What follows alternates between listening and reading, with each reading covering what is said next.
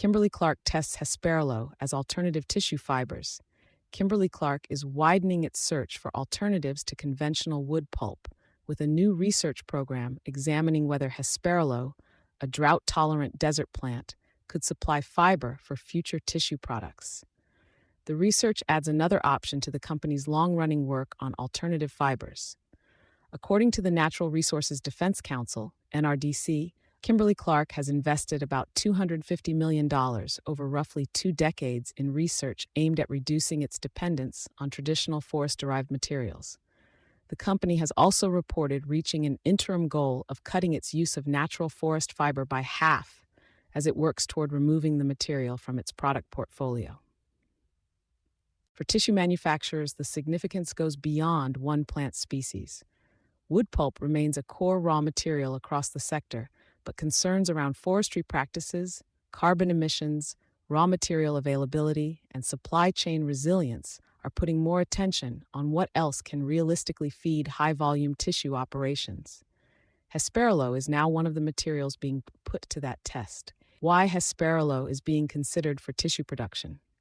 Native to dry environments, Hesperaloe has attracted research interest partly because it can grow with comparatively low water requirements while producing long fibers that may be suitable for pulp and paper applications.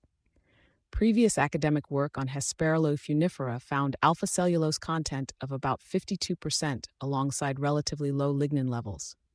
Researchers concluded that those characteristics could make the plant suitable as a raw material for cellulosic pulp. Low lignin content matters because lignin must typically be separated from cellulose during pulping.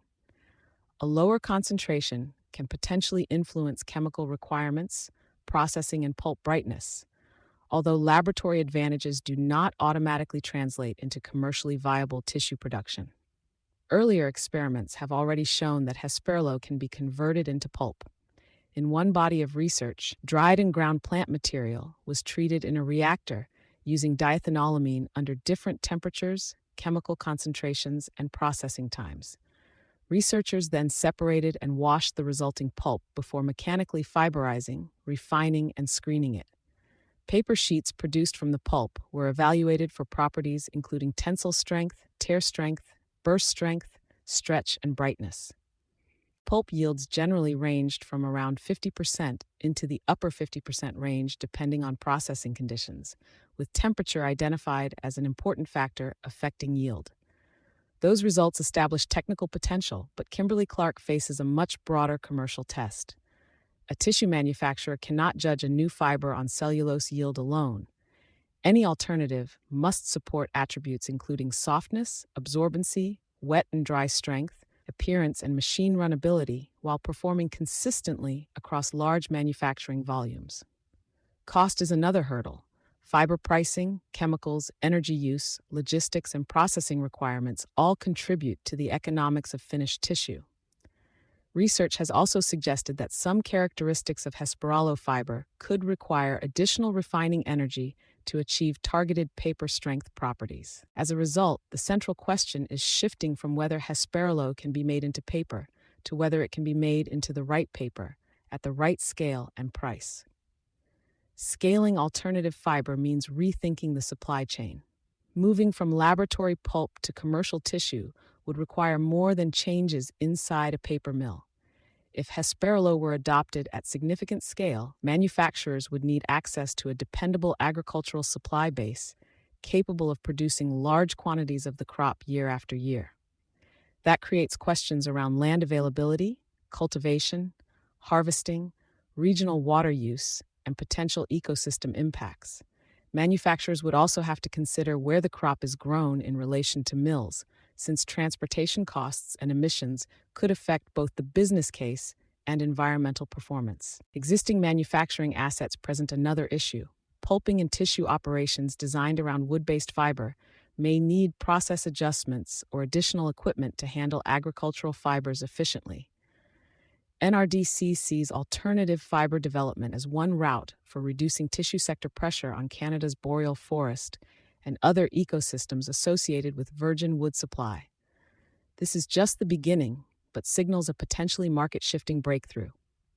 If Kimberly-Clark can scale up production of this fiber sustainably and without displacing other native ecosystems, this could alleviate significant pressure on the forests currently used to make tissue products. We also encourage Kimberly-Clark to use this same innovative spirit to continue increasing its use of recycled materials, which have the lowest carbon footprint of all tissue fibers, said Shelley Vineyard, Director of Global Nature at NRDC, Natural Resources Defense Council. The organization has also called for manufacturers to increase recycled content, rather than treating agricultural fiber as a substitute for recycling efforts. That means the industry's emerging fiber mix could become more diversified, rather than simply moving from one virgin raw material to another. Competitive pressure may accelerate that shift.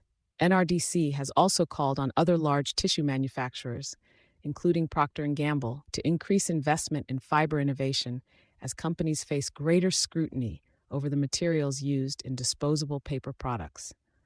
For Kimberly-Clark, however, Hesperaloe is still a research project. It should not yet be read as evidence that products such as Kleenex, Cottonelle, or Scott are about to move away from wood pulp at commercial scale. Several major questions remain, including agricultural output, manufacturing performance, infrastructure requirements, environmental trade-offs, and total delivered cost. Those unanswered questions are precisely why the project matters to manufacturers. Fiber sourcing is increasingly becoming a strategic issue tied to supply security, production economics, and sustainability targets, rather than simply a purchasing decision. Hesperaloe may or may not become a mainstream tissue raw material, but its development highlights a broader shift in how manufacturers are thinking about where their next generation of fiber could come from. If the crop, or another agricultural fiber, can meet the industry's demanding performance and cost requirements, future tissue supply chains could rely on a much wider mix of raw materials than wood pulp alone.